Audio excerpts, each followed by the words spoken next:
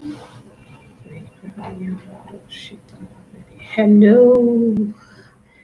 hello, hello, hello, hello.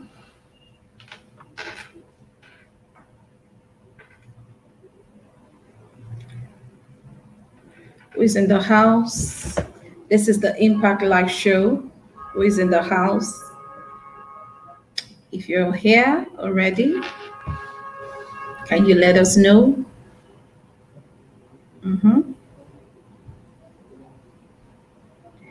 This is the Impact Live Show, and my name is Isioma Success Olubenga.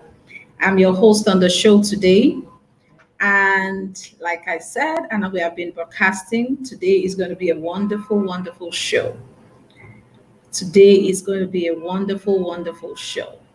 So if you're already up with us, stay tuned. We will have a beautiful time together today.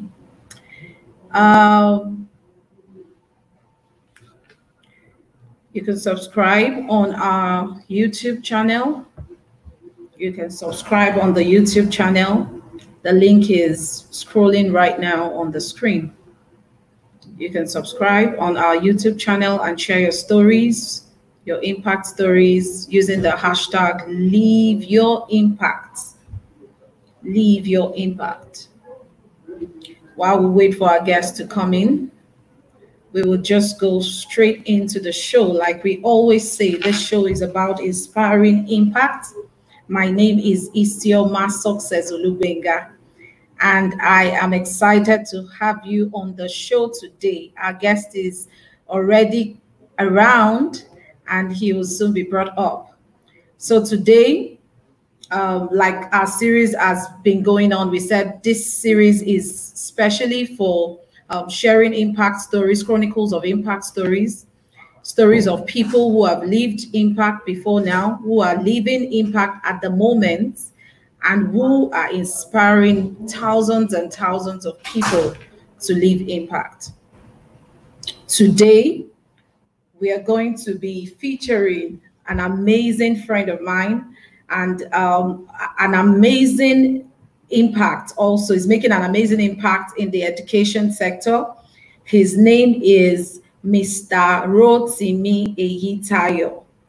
Rotimi Eyitayo will be sharing his chronicles of how he is living out the concept of change, impact, and leadership amidst everyday limitations, his work in championing change in the education sector, and his passion and drive to help people face their fears. Rotimi is becoming a formidable voice and advocate in the education sector. And like I had said to us on the show, you know, impact is not just about the nonprofits, it's also about talking about real businesses that are already doing the real work that businesses are supposed to be doing. I know businesses are supposed to make profits, but beyond profits, businesses are also supposed to make impact in the life of people. And so Rotimi, as a business person, is a strategist. You know, we'll come up with his profile as we go on the show. I'll just bring him up straight up right now while we are on. So right now, please welcome with me my dear guest today. His name is Rotimi Eyitayo. So we have Rotimi Eyitayo right now. Can we see you, sir?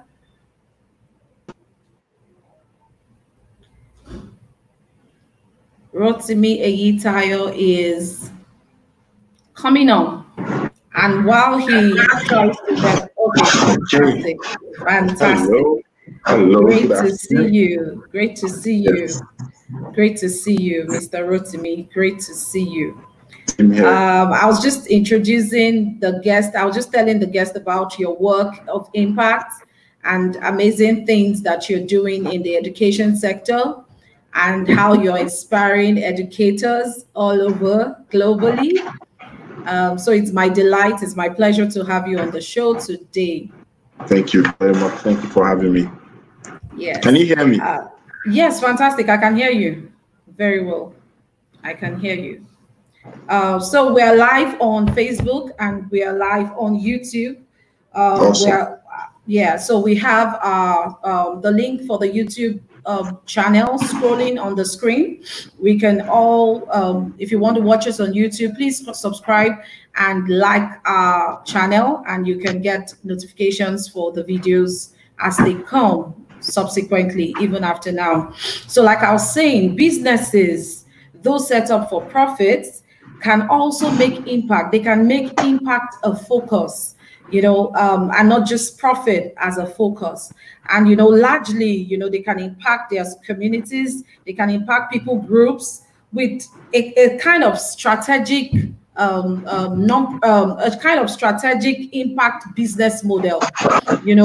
Sometimes we have those businesses run as social enterprises, and at other times we have them run as full-fledged businesses that ensure that the strategy of impact is in their mainstream of management. So they do not go outside the core of impact, which they are set up, to also make sure that they do.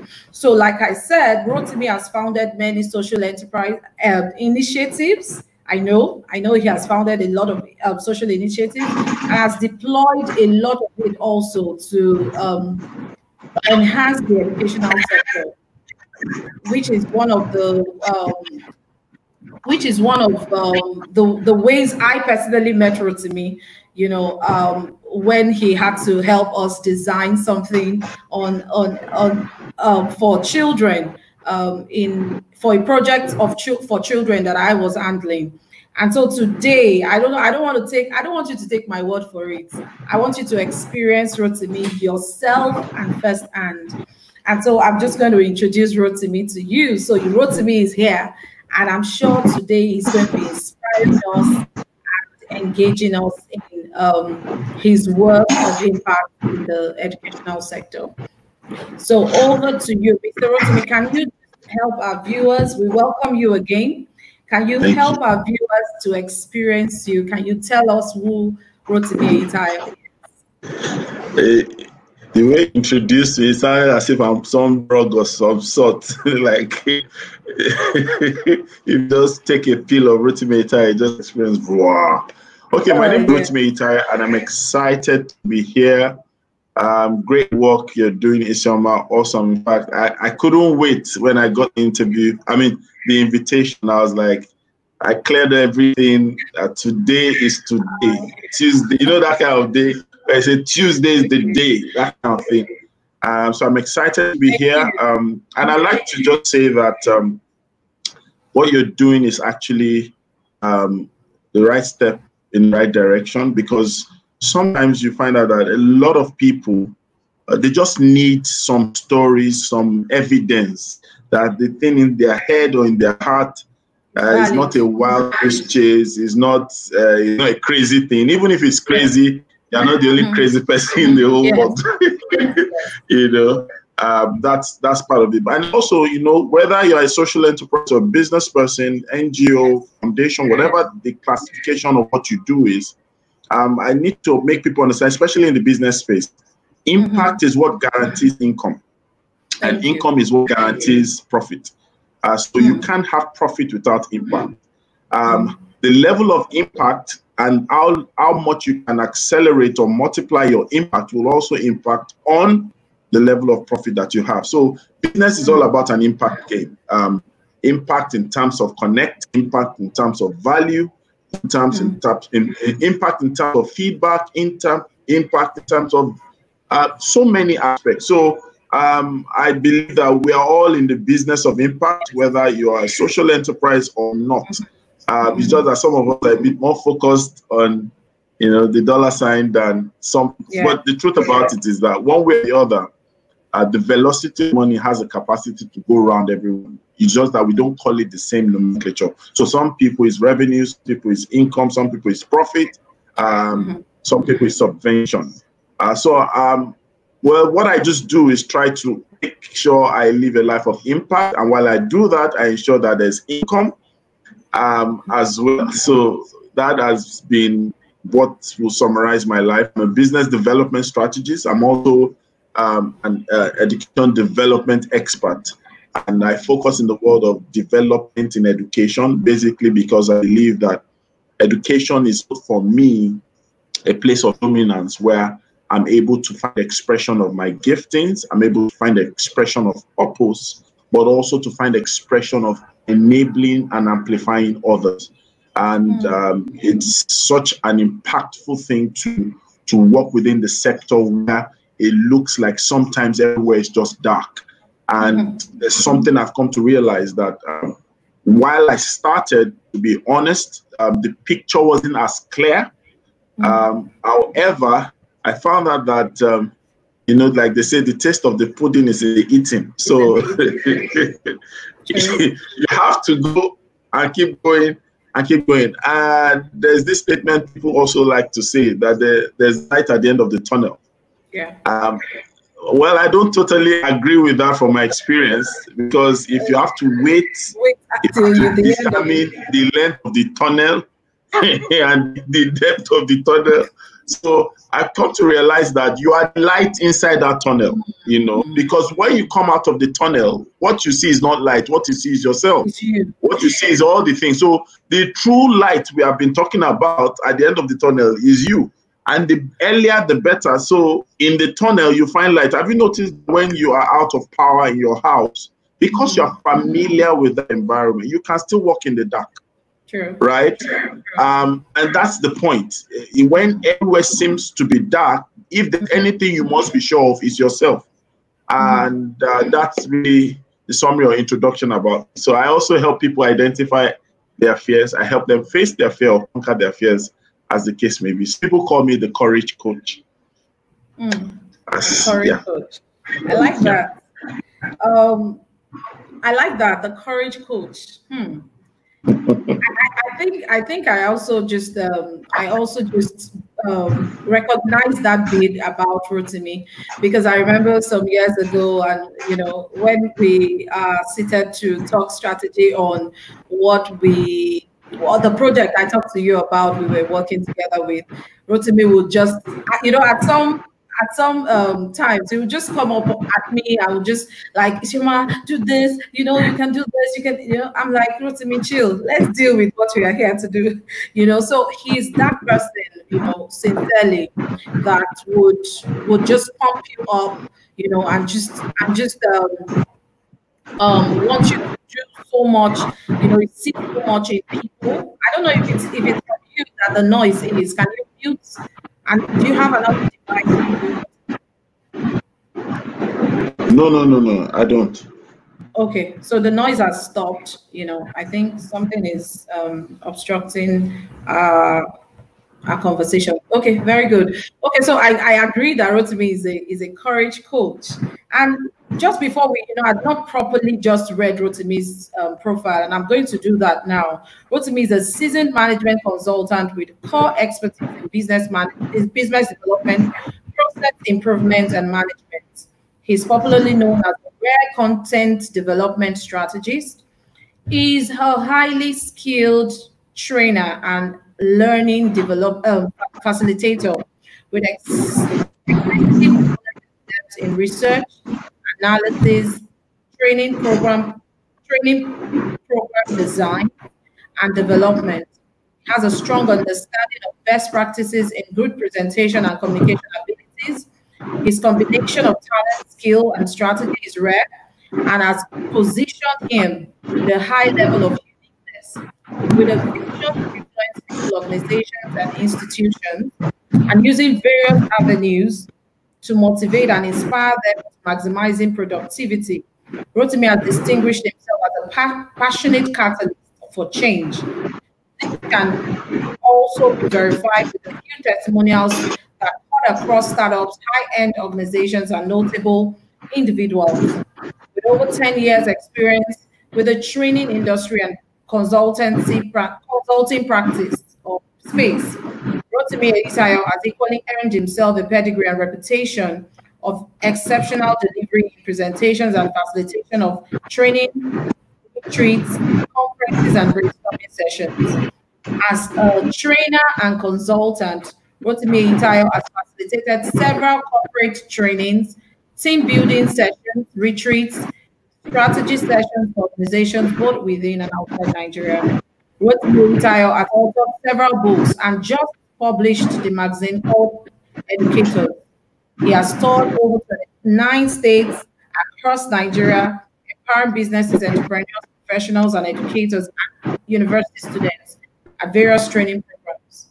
He wrote is dedicated to helping individuals, organizations, and institutions to identify, face, and conquer their fears.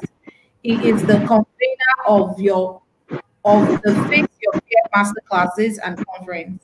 He has worked with some of Africa's best minds in nation building, human development, and education development. He's currently the lead consultant and CEO of Team Masters Limited, a leading human development and business management firm, which has been in existence since 2016 with a vision of adding value, of creating and adding value, of creating and adding value to organizations and individuals. Sorry, that was a little lengthy, but I needed to read it so that Abiyat can catch up with this amazing young gentleman that is before me today.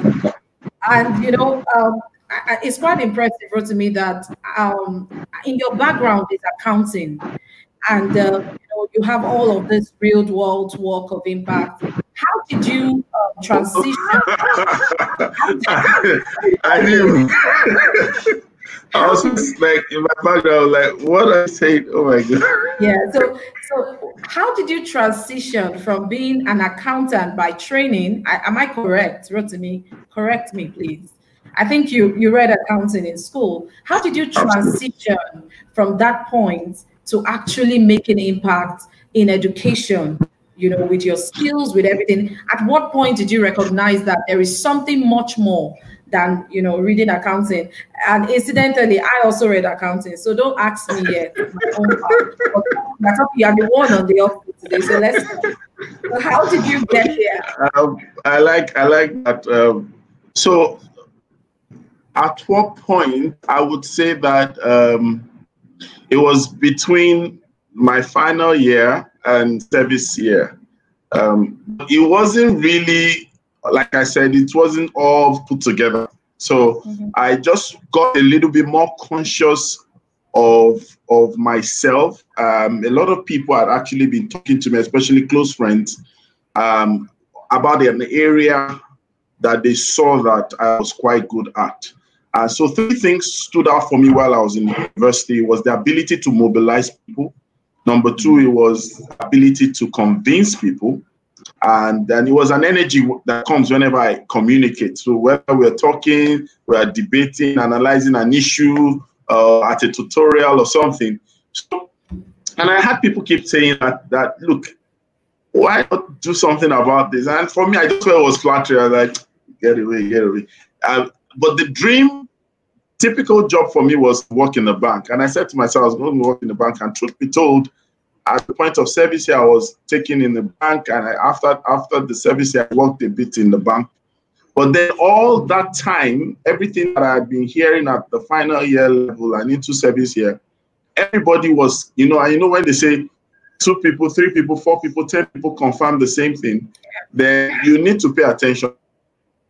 So I decided reluctantly to pay attention. But before then, I'd had an encounter with someone very popular called Rotimi. And so, funny enough, just meeting with him, when you have something inside of you that resonates, that this looks like a prototype of what I would like. Well, since you guys are saying I have ability to mobilize, so I had the privilege just before going to serve to go for what we call Speaker's Corner. Speaker's Corner was put together by Rotimi back then. And luckily enough, there was a time they just said they wanted people who had been attending Speaker's Corner to come up with a topic, and they'll give them some few minutes to speak. So in my mind, here is a place where you have about 400, 500, 600 people every time, every third Saturday. And I'm like, when will it get to my turn? You know, that kind of thing. But I just said, let me try. And I thought about something that I felt was not being said. I don't like following the crowd. I've always been known for that. So I came up with a unique topic. And that topic, interestingly, was what gave birth to my first book. It's called Enabling Vision Through Action. And they called me for the auditioning and asked me what was the topic about. I said it. And then guess what? They told me I had 10 minutes. No, 15 minutes to present. I said 15 minutes. All these things that are done, you know, when you do PowerPoint, everywhere, I like 15 minutes. And the day came, I can't forget July 15th. I can never forget that day. It was a very powerful day. And then just before my session, someone had already gone ahead and it didn't really do quite well. And the audience was not merciful. So, and then they were not dissecting it, and then it was now my turn. So here was I, Nia Adesoya was in the room, Fela Rotimi was in the room, Joshua Awesome, all the top voices in motivational speaking or public speaking or coaching. And yeah, coaching I didn't really gain ground then, but it was training and public speaking. Everybody was, funny enough, at that time when I was about to speak, that was when they came, that revolutionized everybody. And so it was my turn, and I climbed the stage, and I don't know what got over me, but I had 15 minutes, I ended in 9 minutes, and the place was on fire, was totally on fire. And one of the things that I can't forget that day, and I saw myself on that stage, and you know, there's this deja vu experience. I'd always had myself in my thought that I was on the stage speaking to over 300 people, like thereabout. But they're not in a school setting. You know, school, you can have a lot of students. And I saw that happen. And from there, I began to take it seriously. And one led to the other. I was introduced to consulting world. I was working in the bank. I was being able to glean from the wisdom of a country director that came in to represent a foreign company for consulting intervention in Nigeria. So I learned some tricks and tools. And at the end of the day, I just say, you know what? I am not staying in the bank for long at all. So I gave myself my own sack letter. You know, I just made my mind and I did what I could do. I was working for a profile. And when I was about to leave, when it was getting to the climax of it, I had to ask myself one question.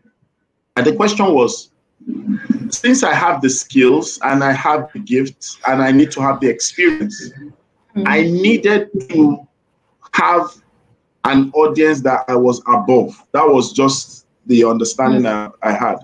So I had to place desire at one side, but had to place positioning before desire. So I just said, okay, which audience can I confidently boast about that I am above them? I said, okay, the audience I think is I can talk to any child. At least I've been a child before, and I am ahead of them. What's worse, we use our African sense. Come on, am I your mate? You know, that kind of thing. Show my age, me, that kind of thing. But you know, but I didn't know. Little did I know that I was being called into an adventure. And when I got close, I said, okay, what is it that irritates me about the average Nigerian child? And I noticed that there was no confidence. We don't ask questions. So I said, okay, I'm going to do this differently. I'm not going to talk at them. I'm going to raise it and draw it out of them.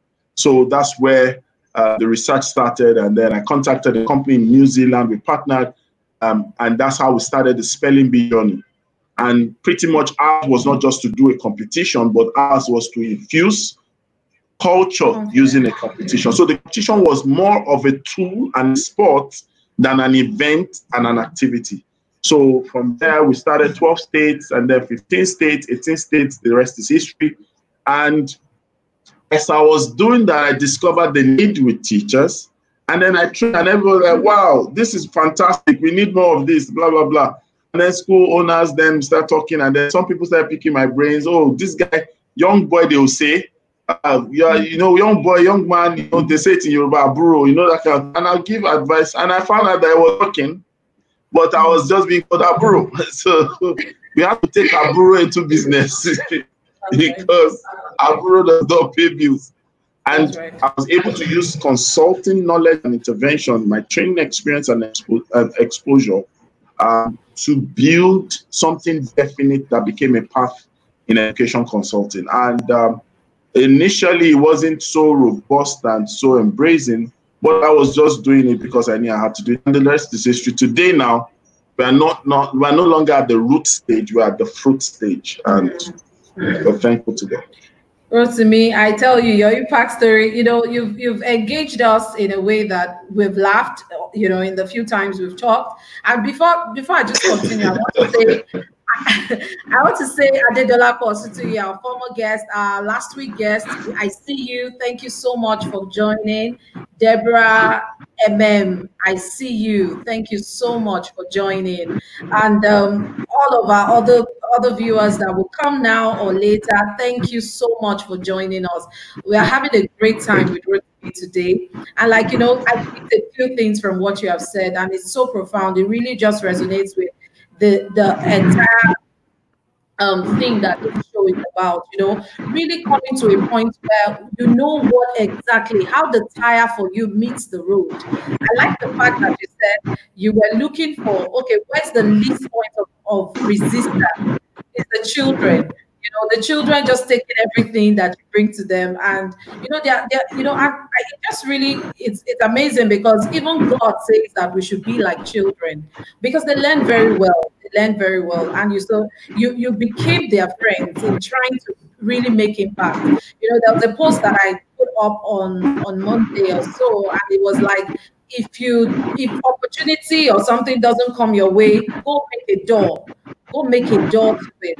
And the whole essence of that was saying we don't wait and sit for impact to meet us. We need to go and find impact. How? And you began all of this journey with critical thinking and saying, okay, so I don't even know what I have to offer, but at least I can give something to children.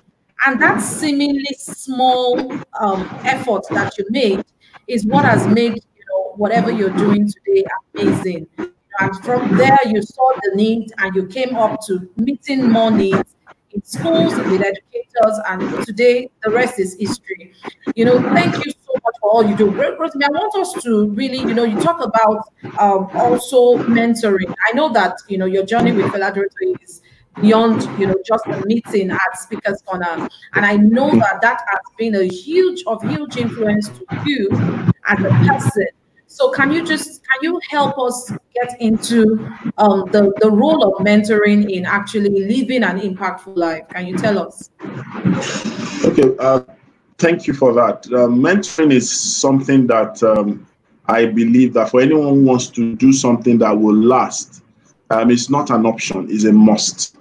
Mentoring must be void of the glitz and glamour. It must be void of trend. Unfortunately, a lot of people have taken mentoring to become a checklist of identity. Mentoring doesn't have anything to do with that. In fact, there are sometimes, I might not be able to say 100%, but most times I would say that the more visible you are about your mentoring pursuit, is a higher likelihood that you are going to take your eyes away from the ball. Mentorship is not something that I'll sum it up as this. It's a situation where you disable yourself from being autonomous. Yes, yes, you're good, yes, you're exposed, yes, you have expertise. But when you come into the place of mentoring, you disable yourself from being totalitarian. You listen, not because you don't have sense. You listen because that's the process. Because we see with our mind that we look, and we look with our eyes. So obviously, when a mentor speaks, it's not about exactly. It's not just about the accuracy of what is saying. It's also about the process of what you must observe. Because a lot of times people just think the answers in life is what matters. No, the process is sometimes heavier than the answer. Because I've seen that happen in my life. And so, and that made me realize that mentorship is something that also has seasons. So you have people who are called situational mentors. There are some people that you should be able to go to, or there's a segment of a mentor you should be able to draw from based on the situation you are facing. And it is actually something you do with skill, because you can ask a question and you get an answer, but you can dive and deep down, dig something from your mentor and you will catch an answer. Now, catching an answer is different from having an answer. Why? Because the questions that you use to elicit that information might not necessarily be talking about the problem you're facing, right? And it's just for you to see what mistakes to avoid, what pitfalls to run away from, what disposition should I be, you know? Take, for example, when you look at the music industry, it's obvious that there's a mentorship gap, right? Because when you keep seeing the rise and fall of artists, musicians in particular, you will see something that's a predictable trend. And when you look at their end, apart from having money or not having money, because that's a different ball game, you find out that most of them also become a wreck to themselves health-wise because of the lifestyle that they adopt. And someone was telling, and I stumbled on an interview, I'm trying to remember the exact person, but I remember fella Anikula Kukuti, because he used to tour several countries when he was alive in the 80s and all that, he knew about the danger of drugs. And so what he normally tells people that listen to him, I've heard people say it on different live interview, even though he's not the best model in certain areas, he normally tells people, run away from that white stuff. And that, and yes, he had his own fetish, he had his own issues, but you find out that he was able to live long, he was able to transcend those dynamics. Why? Because he knew that there are some things that will wreck you totally, you know. So he picked his own evil, which of course was still bad, but at least that's mentoring. Do you get what I'm trying to say? Yeah. So mentorship is quite important, and I've been blessed through mentorship by association. So I didn't just have a mentor that I would go to, we book a session every Thursday. I had mentorship by association. So I deliberately placed myself to strengthen in a community of people who were doing something similar to what I was doing, or who had insights around the world of what I was doing. And so my blind spots reduced because of association, right? And I had that. And then, of course, I was also able to understand that mentorship by aspiration is even more important, right, than structured shared mentorship. But what do I mean by mentorship by aspiration? That's where we hear people say, oh, do you know that John Maxwell is my mentor?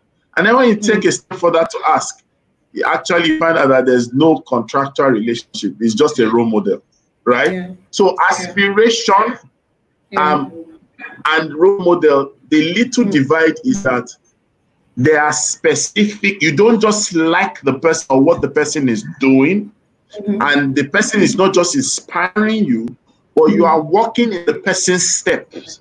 Meaning that if this person might be, so for example, maybe I'm talking about focus in education, the person is in business or the person is social enterprise.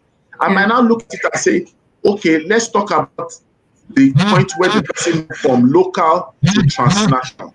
There were some steps the person took. I can walk in that person's step to moving from being a person in a local domain to a transnational personality. There are steps to follow. That can be mentorship aspiration. I can move from transnational to globalization, not just having social media as a global tool, but having presence, resident in other locations. There are steps where people have moved from local to transnational, from transnational to globalization of the brand. That is a mentorship step that you can only get by aspiration. You are working, not that you just love their life, you like the way they talk. That's role model. As person modeling something you like in a particular role. Do you understand? So I had to combine this because some of the things I do today, the people that really did their mentorship to me were not in that field per se. And when I moved closer to the people in those fields, my questions were not necessarily accepted Because number one, I was talking about something that people have never done before. Number two, people thought I had to be old to have the right to do what I was to do.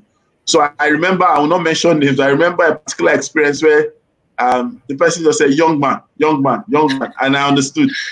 Young meaning that, what's your problem? How can a young person do something in education? Are you okay? You are not a professor. You don't have white hair. You know, that's what he just told me. Young man. And this is someone quite vast, and he just felt that I didn't have the right. And I asked myself, who has the right? Do you understand? Your audacity to claim is what gives you the right to export anything. If you notice, anybody that exports something is the person that has the right to name that thing. Adam named the animals. True. Why? He's the one that found the animals. So there are many things in life that you have to take the courage of content, adventure, and character. I repeat, content, adventure, and character. When you mix them all up, put courage to it. Start, and you find out that as long as the motive is right, you will become the next point of reference. So all that really helped shape me. But mentorship, any day, anytime, is a major thing. Thank you so much. Thank you so much for that insight. You know, you mentioned something about, I like the fact that when you began, you said something about a lot of people, why this show is important, because a lot of people that are trying to leave their impact and are probably conceiving all manner of ideas in their heads, and they're probably looking at a kind of mold, you know, maybe a societal mold, and saying, okay, does this thing fit into this mold? You know, I like the fact that you said that your dreams are valid. You know, everybody's dream on this that would watch this, everyone that is aspiring to leave impact, their dreams are valid. It doesn't really matter who has not heard about it before. It just, if it's alive in your heart, then it can be alive in our world, because that's what you're here to do. You're here to bring alive something that we've all probably not experienced, because you are a unique person. Everyone is a unique person. And so I know that you have dealings. I don't know why we have so much noise today, but I hope that you get over it. I know that you have a lot of people that you influence with the things that you do. I know that the Face Your Fears masterclasses and conferences are also supposed to help people get over the fear of starting out things that they really desire to start out. And I want to speak to our viewers. Okay, thank you. So I actually had some few people that I did some conversation, intimate circle of friends, conversations with them about the things I felt they were needing, just like a push. And I discovered that outside of motivation, there were still concerns. In fact, the people that needed so much help out of those people were not people who were clueless. In fact, the clueless people did not need any help. The people who had direction, who had information, were the ones that needed help. And they had gotten to a point they were fatigued of the things that they had inside of them. Why? Because there was something pulling them behind, and it was the subject of fear. And like it is, I didn't call it fear. I actually called it something else. But I discovered at the end of the day, it's still fear. So what I decided to do was to work with some few people. And I told them, I said, okay, so let's list these fears that you have. And then they did a listing of it. And I was able to deconstruct it using the power of strategy to discover that they didn't have fears, they just had concern. And then the light bulb moment came that, oh my God, some things that we call fear is not fear, it's actually concern. And when they stripped the concerns out of the things they wrote down, guess what? They had energy left. And so that's when I started telling people that, do you know that fear, right, is actually energy plus concern. The moment you remove concern, you have energy. And what is energy meant for? Energy is meant for execution. So the same energy that you use to perform is the same energy that immobilizes you, that withdraws you from performing. Why? Because the energy has become literate to concern. So when fear becomes an illiterate to you, it becomes energy.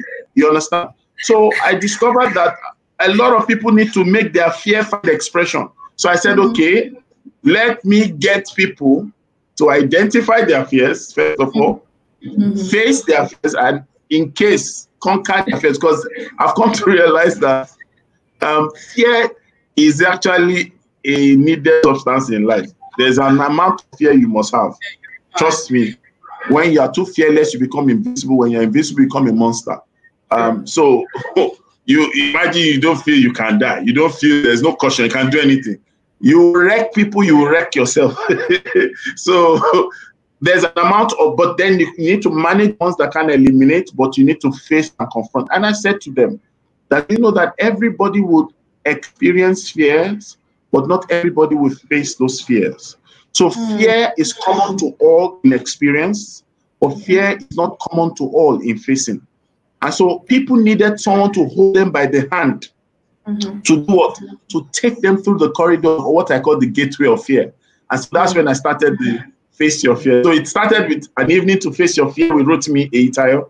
And then because there were some areas that were not common to everyone. So guess what I did? I now started the masterclass session. So the masterclass session would actually address a particular area. So for example, we had Face Your Fear, start that business, you know, crush your fear. And we're talking about people who have maybe targets in marketing. So we decided to, you know, and then later on, I turned it away from just open-centric event, because a lot of people, once something is working, they turn it into a monument. And then it moves from being a movement, it becomes static, you know. And I'm very careful that what I do is not just doing something that everybody does. So I said, okay, let's start a TV series, and then let's also create it as a personalized experience. So we moved from conferencing, where everybody just wants to do it afraid, because it's not, fear is not something you celebrate. Fear needs to be put in its rightful corner. You know, it is courage we celebrate, not fear. We don't celebrate fear. And courage is not also a sum total of expression of rhetorics. Courage is the visible proof of the confrontation of the concerns that you call fear. Courage is a visible proof, yes. So if I say Isioma is courageous, you know why I'm saying Isioma is courageous? It's not because you say, I know who I am. It's because Isioma started a program and the Impact Life is on air. That's courageous. Why? There's a proof. So if I ask Isioma, what happened till this happened, then you will see Isioma's fear. Are you getting my point? But you are doing it in spite of how you feel, in spite of your concerns. Are there still concerns? There will be everlasting concerns. But guess what? The best people celebrate today, if you ask them, their concerns still live with them. Still live with them. So I started what I call the professional handler service, which I decided to work with people who were meaningful about life, deliberate about life. I was going to help them to hold their hands, and then we'll identify that thing together. Where it requires clarity, we go on the clarity journey together. Where it requires enablement, please mark my word, enabling. Because I noticed that some people are all right with clarity, but they just need to be enabled. They need a support system that can help them do the things they are not readily available for, or that they need a nudge in. So I became an amplifier or an enabler to some of them. And so it moved from front end to back end. And there are many clients that I have that they don't even want to always in social media space on that matter. So I decided to work from behind, and then of course started helping people. So that's what really happened. I always ensure that regardless of whatever I critique or have as concern, I try to do something with it, or else I'll just master the ability to criticize things. So I saw the confidence issue, spelling bee started up. I saw the gap in teacher quality, teacher training development started. And then I saw the issue with school growth and all that. Guess what? Education development strategy came into being. And then I saw that people were bound by fear. And guess what? Courage consulting came in. So I used my understanding in management consulting, and I created what I call courage consulting. Now, you know why it's not popular there? Because if you start saying courage consulting, just like I said now, you know what some people will do now? They will go say, I know who I am. I found my purpose. I'm a courage consultant. They don't know how to make it. They don't have the tools. They don't have the craze. They don't have anything. And you see, titles do not do the trick. Oh. True. You understand? It's substance that delivers the trick. So titles, you can can be Rotimi Eyitayo, you can be Rotimi Eyitayo, the strategist, you can be Rotimi Eyitayo, the credit coach, you can be Rotimi Eyitayo, the trainer or consultant, but the experience is what matters. Thank you. You see, Rotimi, who said you are not a professor? We should go and meet the man. In fact, something is loading very soon. Very soon. Okay, Professor You Rotimi. shock the world. I'll be underground for some things very soon. No problem. This is amazing learning today. I'm seeing the comments. I'm struggling to look for which one to put and which one not to put. A lot of people are, gaining so much, in all that you're saying. I recall that in our conversation, you said so much. You talked about helping people from the background. I want us to drop because our time is almost fast spent. 1 minute, just give me 1 minute. I think I'm losing, something is happening here.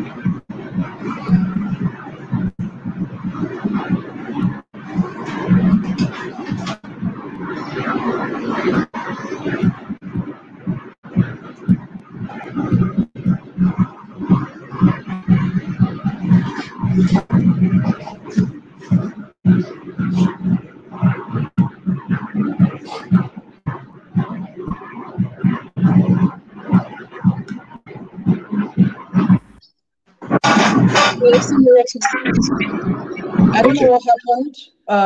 I don't know what happened with my other connection, but I guess we'll be fine here. Sorry. No. I apologize for that break. Okay, so I wanted to ask you. You talked about being able to help people from the back end. And that's a lot of conversations that I personally have with people that want to make impact. They don't believe that, there is a process time, and I know you talked a lot about it with respect to mentoring. There's a process time. And I know, I know firsthand about you, Rotimi, that I remember that I personally found you on, I found you online. In my search on, I wanted to do a project that had to do with children's competition, and I found you. And in all of our dealings and our conversation, one of the things that I noted very profoundly was that you were willing to serve. I want us to talk really about service and how the process of service actually leads us to impact, and sometimes also fine-tunes the thing that we are called or empowered to do as people that are working impact. So I want you to talk to service and to talk to that place where people really need to serve other people, because really impact is service. You need to do something beyond you, go beyond yourself, go beyond what really so it's not about you, because it's actually, even in business where it's for profit, you need to deliver excellent service. You need to be thinking about the other person. You need to be thinking about the person that is going to take that's going to be a beneficiary of what you're trying to do, to be able to actually make impact. I want you to speak to that. Speak to how service ties to impact. Yes, service. Let me put it this way: knowing that we all don't know it all, and I don't admit to know it all, so I don't know, but I don't know it all, and so because of that, service itself for me is not just an act; is a model for me, because it is in service disposition that I'm able to also understand and manage my gaps, because I am learning on the go. So sometimes I've worked with organizations and corporate organizations that I am alien to their corporate culture. Not that I don't have what they require, but their culture is also something that is an experience for me. So I have to adopt the model of service. And you know, interestingly, right? 2018, no, 20, let's say 2019, 2020 philosophy of working was reinforced on the word service, right? Being a person of faith, I have this picture that has always been in my head, but I never looked at it from that angle. So, and it was more or less like an answer to prayer that, you know what, if you're going to do something, in fact, I test run that thing in 2019 and it worked. And it was, if you want to be great, learn to be the servant. That's what was servant of all. So immediately I understood that my service must cut across all, not service for some, but service for all. And how do I do that? I am a servant to all. So if you notice, I did not feel bad if my name is not always online, if my face is not there. I've been able to birth books into existence that when people say, oh, that book, I don't need to point hand, but I was able to serve behind. And that gave me still the money I would have looked for, and it saved me stress of publicity of trying to do it myself. You know, so I've birthed platforms, I've birthed projects, I've handled stuff nationwide, federal government, state government, and people will never see a logo of mine or name of mine. But what I noticed is what, while I was being a servant of all, that I made the most of all. It was while I was being a servant of all that I learned the most. It was while I was being the servant of all that I got greatest access of all. There are people I've met today that if I use hard work, I would not have met them in the way, but permit me to use that illustration. But it was in the place of service. Service is king. It should not just be an activity, you should translate it into a model. And when it becomes a model, then it can fit well as a philosophy, where you look at anyone, young and old, contemporary alike, and you are able to say what? That I can serve them. And that's why I'm able to say, good morning, good afternoon, my name is Rotimi Eyitayo. How may I serve you? Not just how may I help you? Because if I am helping from an arrogant state, I am not looking down, I'm looking up. I can be helping from a conceited state. I know what I've done and I thank God for what I've become, but then I'm self-conceited. You know, if you are trying to work at a self-seeking state, then you are looking at it as it's just me. Collaboration will not be your language, but service will help you collaborate. Service will help you execute. Service will help you learn on the go. Service will also come for your excesses or your gaps. You know, when somebody looks at you, well, they're trying at their level, but let's just give them feedback. As opposed to you've shown that you are the greatest of all time. And then you not they say, what's this? We expected more than with all your noise, you know. And it can be painful while you serve. That's the honest truth. And from time to time, you ask yourself, why should I have gone to do this? Why should someone be talking to me like that? But you find out that at the end of the day, if you don't offend in word, you've not offended at all. So you just keep quiet, you swallow it and add weight, you know. Oh my God. Okay, so you know, I told you that I don't have a problem with having conversations with you because Rotimi can be, you know, it can just crack you up in trying to really give you. So don't lose out on the things that he's saying, because truly he's hitting on very core conversations that we want to have today. And you know, he talked collaboration, and that would just help me to just go straight into the last, almost like the last part of what I wanted to talk about with you, and that's the Good Morning Education show. You know, that's the show that you just began very recently.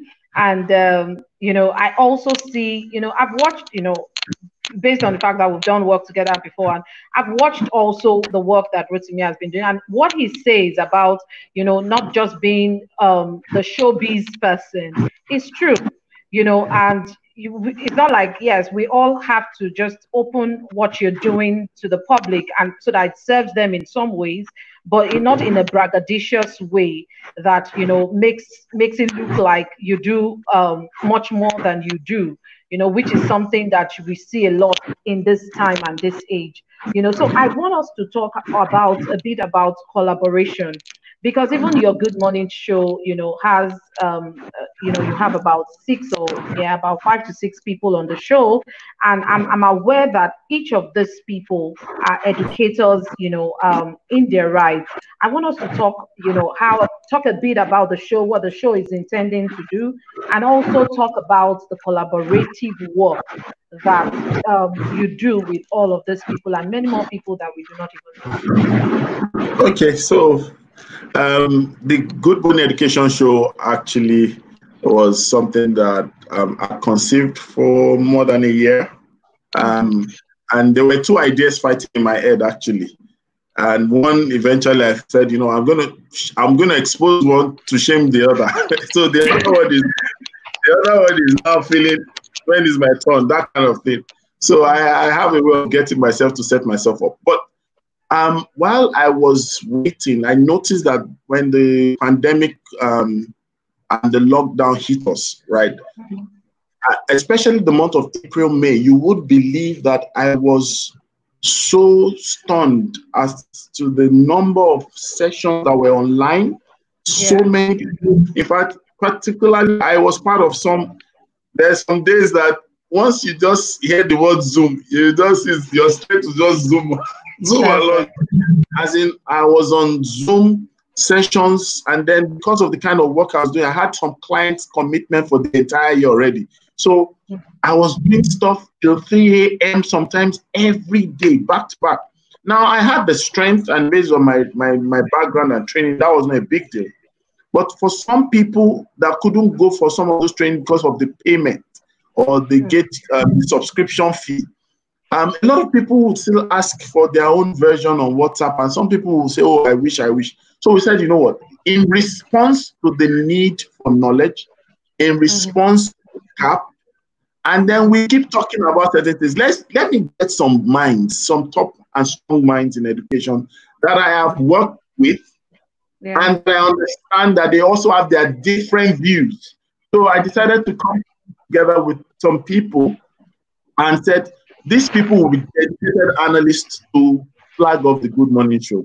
So we have a school owner there, Roke Posh by name, but she's also an educator, a consultant, a top voice in the industry. We have Rhoda, the curriculum expert, the curriculum theorist. She also works in the public space as well. We have Jude, is a tech person. We have Eben, is a creative person. We have Safety Chick, she's safety consciousness, and she's into social development. We have TT, Ninja Kids co-founder. She's also a tech person, balance it up with the male and female.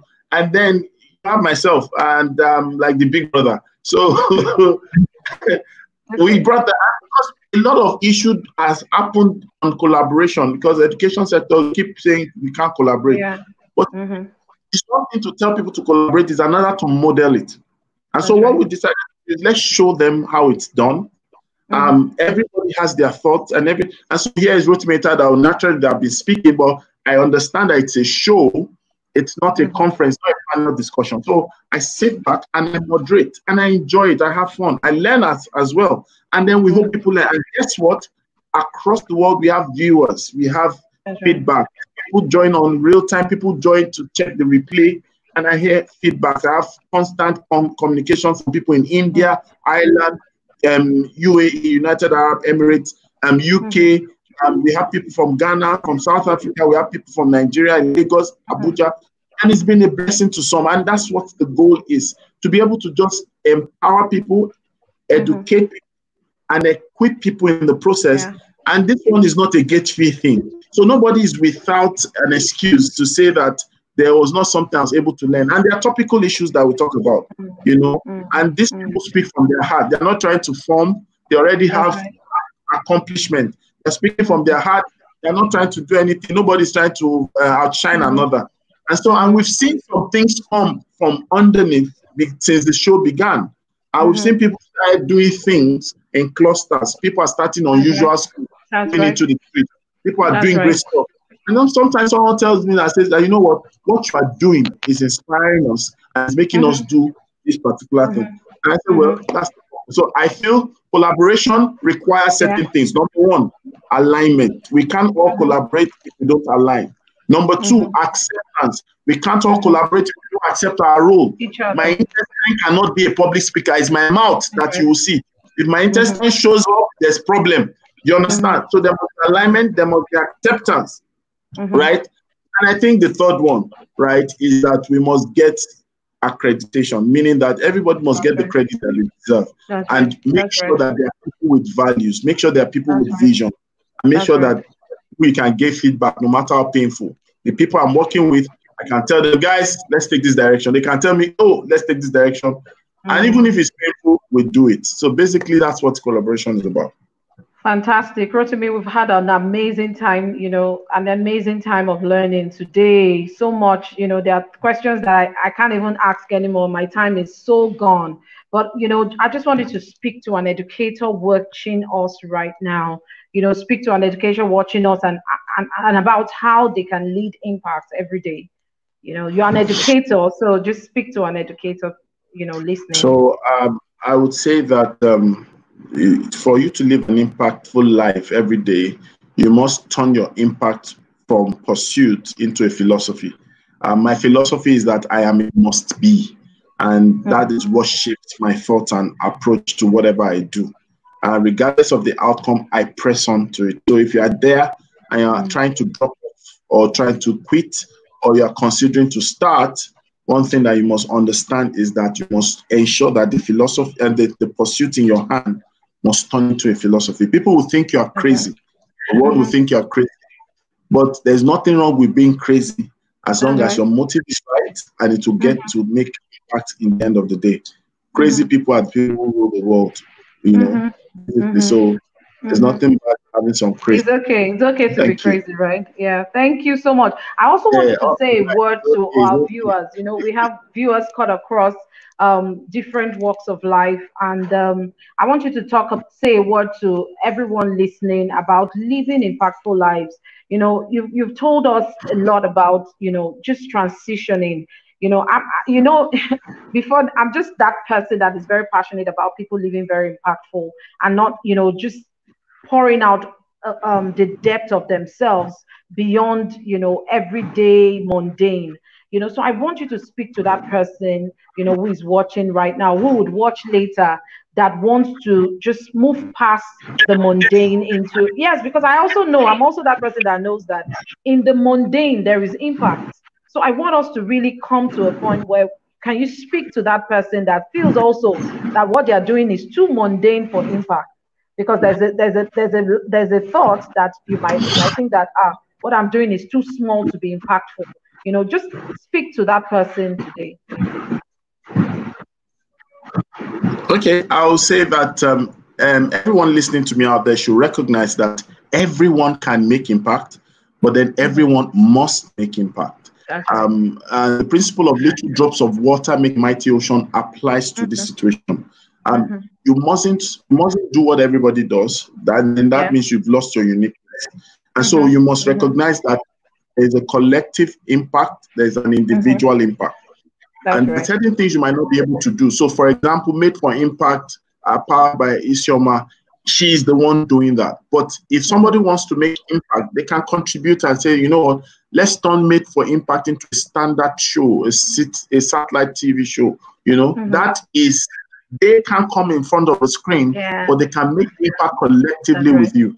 That is the collective impact. But the individual impact is the most impactful of all, where you know that you have a role to play, and just do something by reaching out to someone, something by doing something to someone. And at the end of the day, we all have a better world, as the case may be. But just understand it will take you to stand up, to make an individual impact, and that will contribute to the collective impact at the end of the day.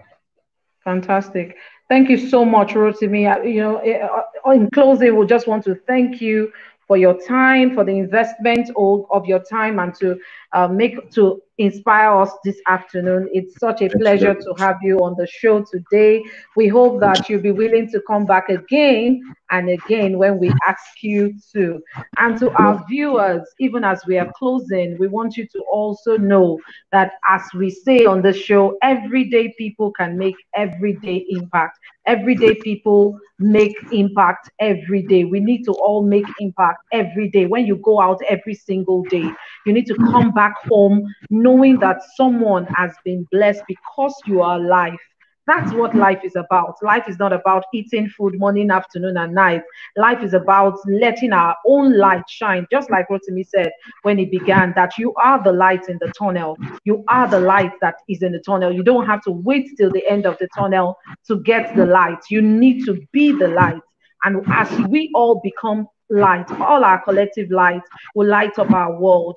And, you know, from us and from our team here today, we want to say in closing, please join us every Tuesday at 12 noon. We will come every Tuesday to you at 12 noon. Please, our YouTube channel is scrolling on the screen. Please go there and subscribe so that our videos can be there for you to watch and always go back to watch. It's also on our Facebook page, so you can click to like our Facebook page and you would have a replay of this video played back to you.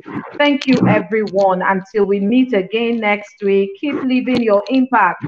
And from us, bye. Bye for now. Thank you, Mr. Eyitayo. It's a great pleasure Thank to you. have you. Thank you.